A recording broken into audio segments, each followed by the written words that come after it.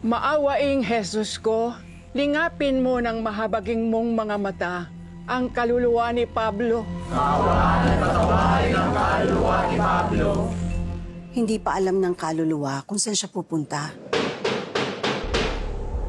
Hindi pa rin siya natatahimik.